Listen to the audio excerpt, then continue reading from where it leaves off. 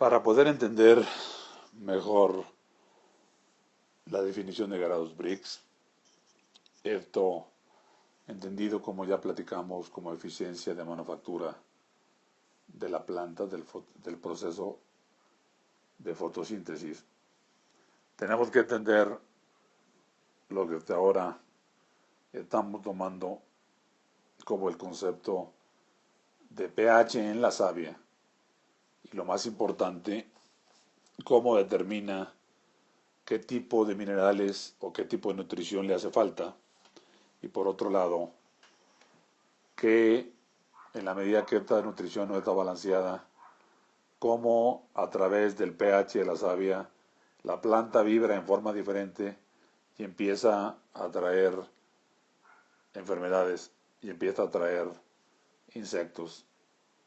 Y esto está representado en este cuadro. Lo que nosotros hasta la fecha conocemos es que el pH ideal de la savia debe ser aproximadamente 6.4. En la medida que este pH de la savia se reduce, empieza a haber un incremento importante en la probabilidad de ataque de alguna enfermedad. Fíjense cómo el solo ir de 6 a 6.4, perdón, de 6.4 a 6, ya incrementa, hay un 60% de probabilidad de ataque.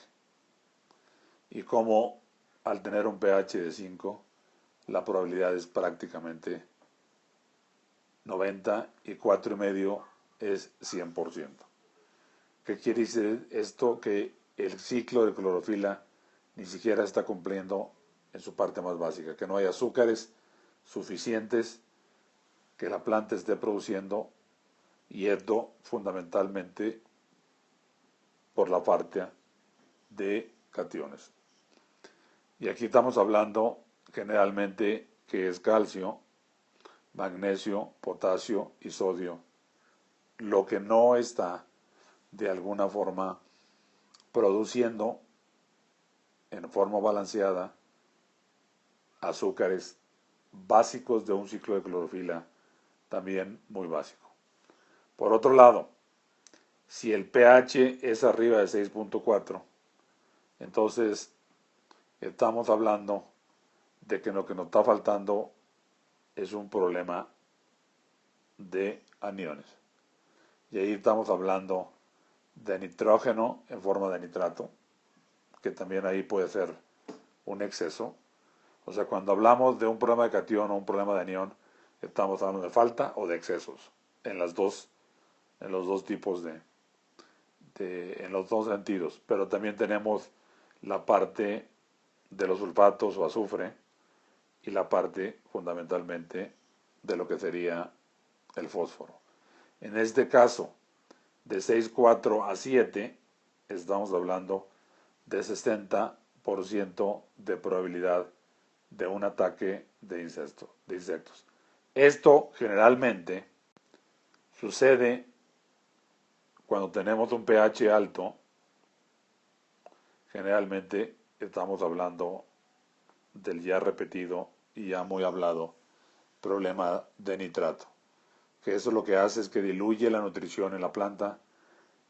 Obviamente tiene que tener una cantidad de agua importante esta sal y hace que la planta se haga mucho más débil, mucho más acuosa y más susceptible fundamentalmente a lo que serían los insectos.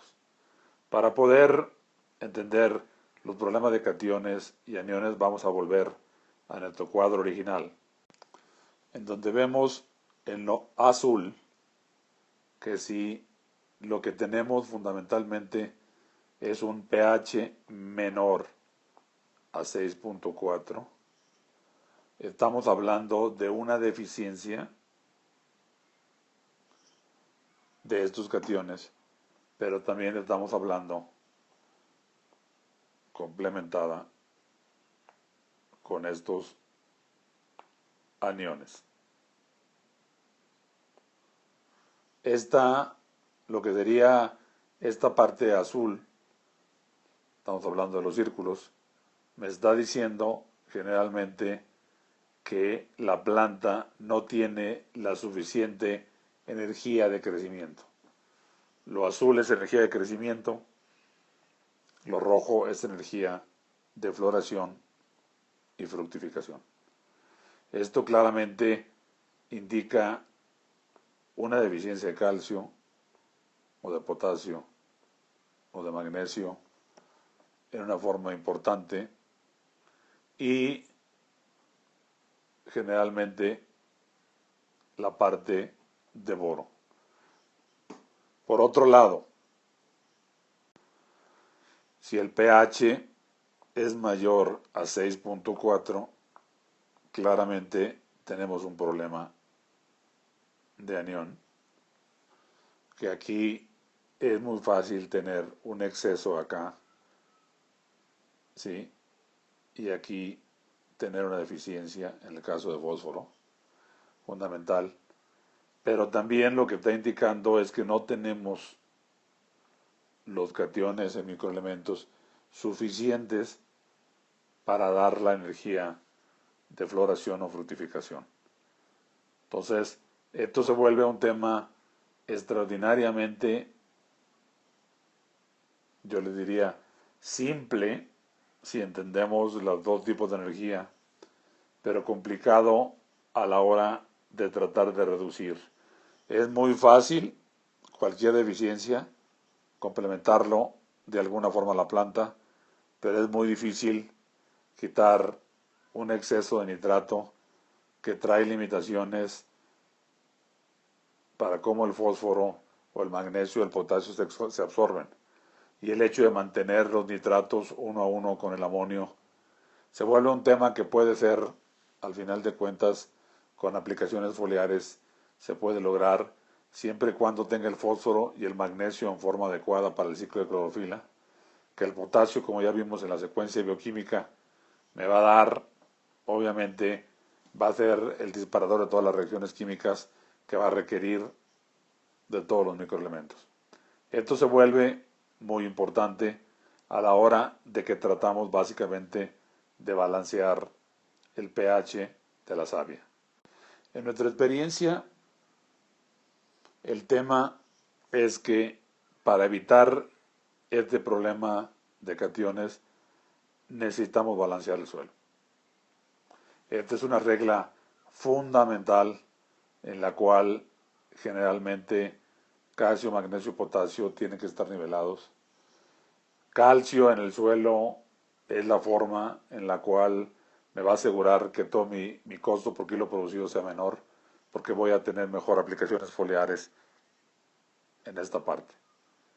En el caso de yo les diría pH es arriba de 6, 4, el problema generalmente, y estoy hablando de la parte orgánica, es el exceso de nitrato, que esto al final de cuentas tengo de más, pero por otro lado, graves problemas para surtirle el fósforo que debería venir de las micorrizas.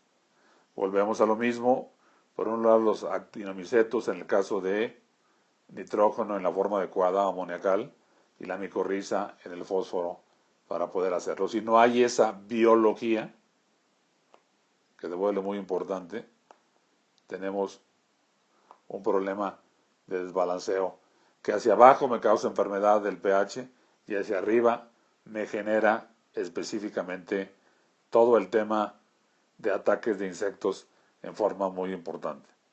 Entonces, esto se vuelve un tema en lo cual es, como hemos platicado, la parte básicamente de cationes tiene que ser complementada con sus microaniones. Este proceso de sinergismo se vuelve muy importante y generalmente es el balance del suelo, pero es, como vimos ya en varias presentaciones, la biología del suelo, sobre todo en lo que respecta a nitrógeno en la forma adecuada y en lo que respecta al fósforo también en la forma adecuada. Generalmente, en la medida que yo aplico compostas, harina de roca, balanceo el suelo, Mi reto fundamentalmente se vuelve un tema de pH elevado. En este tema de pH elevado me refiero a más de 6.4, estamos hablando de este tema. Yo lo tengo definitivamente que resolver asegurándome eliminar los excesos, todo lo que me falta y asegurarme que tengo el soporte para que los nitratos de alto consumo de energía se vuelvan de alguna forma proteínas. De azúcares a proteínas, de proteínas a lípidos y de lípidos metabolitos, como veremos en la pirámide de salud que veremos a continuación.